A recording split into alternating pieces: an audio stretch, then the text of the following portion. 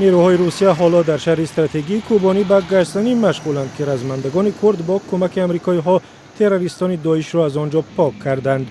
مارک اسپر وزیر دفاع آمریکا در بروسل به اعضای ناتو گفت سبب وضع فعلی در این منطقه سوریه عملیات ترکیه است.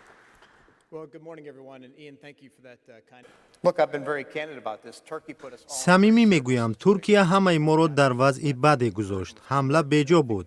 این رجب طیب اردوغان بود که با کدام سبب دستوری عملیات را داد. برای همین امکان نداشت که ما با یکی از عضو ناتو جنگ را شروع کنیم. عضوی که بعد پیوستن در سال 1952 تا حال عضو خوبی بوده است.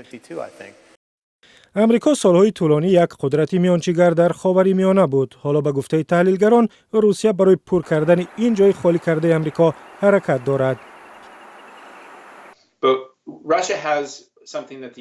روسیه حالا چیزی را دارد که امریکا ندارد. سالهای طولانی هدفهای مشخصه برای سیاست در خاورمیانه نداشت. نمیدانند که چیکار کنند. او در کنار کشورهایی است که آنها را حمایت میکند. نه برعکس حکومت ترامپ که با کردها است یا مثل حکومت اوباما که درباره سوریه زیاد گفت اما چیز زیادی به دست نیاورد. The Russians are taking over bases, but that's just the tip of the iceberg.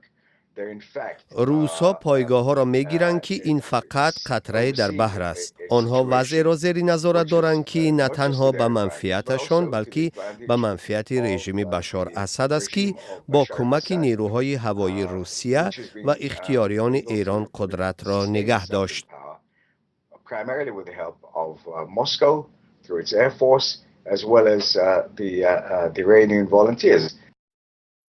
دونالد ترامپ میگوید غالباً آمریکا تعداد کمی نیروهایش را در جنوب و شرق سوریه نگه می‌دارد تا چاهای نفت از دست داعشی‌ها امین باشد. به عقیده تحلیلگران این کارش همچنین پیامی واضح به متحدان آمریکاست. این پیام است که ما چاهای نفت خود را محافظت میکنیم و همچنین پیام به مردم منطقه و از جمله متحدان ما است که برای شکست داعش جانفدایی کردند مثل کردها در سوریه. مارک اسپر به همتایان خود از بریتانیا و فرانسه گفت که آمریکا همچنان به عهدش برای جنگ با داعش صادق است.